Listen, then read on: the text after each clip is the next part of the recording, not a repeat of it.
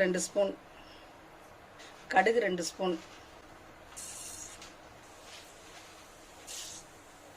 சீரகம் 1 ஸ்பூன், மஞ்சத்தூள் 1/2 ஸ்பூன்,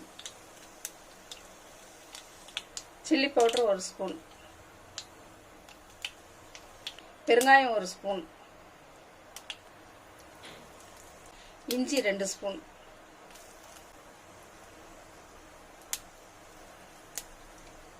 மாங்காய் 1/2 கப்பு,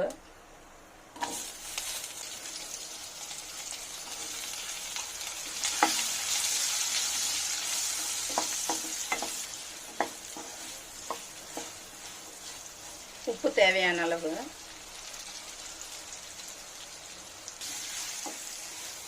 அடுப்பு ஸ்லோவாக வச்சுக்கலாம்.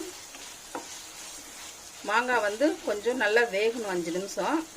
தண்ணி ஊற்றாமல் இப்படி கையில் கிளறி விட்டு வேக வச்சுக்கலாம். மாங்காய் வந்து பக்கத்துலேயே நின்று கிளறி விடுங்க. தண்ணி ஊற்றாதனால சீக்கிரம் அடி பிடிச்சிரும். கொஞ்ச நேரத்துலேயே இது சாஃப்ட் ஆயிரும். மறக்காமல் அடுப்பை லோ ஃப்ளேம்லேயே வச்சு கிளறுங்க. ஏன்னா நம்ம தண்ணி ஊற்றல. ஒரு 3 நிமிஷம் வதக்கலாம்.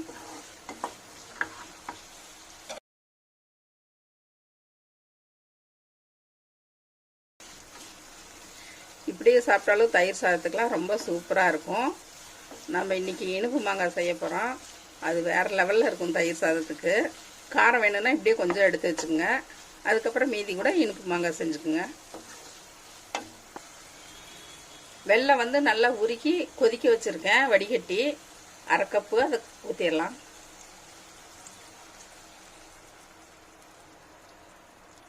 முதல்ல வந்து உப்பு போட்டு வதக்கணும். அதுலேயே பாதி மாங்காய் சாஃப்ட் ஆயிடுச்சு. இப்போ வந்து நம்ம வெல்லம் ஊற்றிருக்கோம்.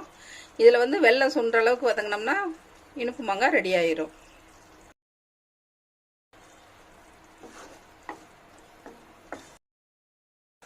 லோ ஃப்ளேமில் வச்சு 10 நிமிஷம் வேக விடலாம்.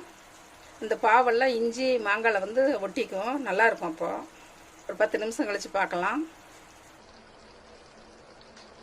நம்ம ஊற்றின வெல்லம் வந்து சுண்டி இந்த அளவுக்கு கெட்டியாக ஆனதுக்கப்புறம் அடுப்பை ஆஃப் பண்ணிடுங்க.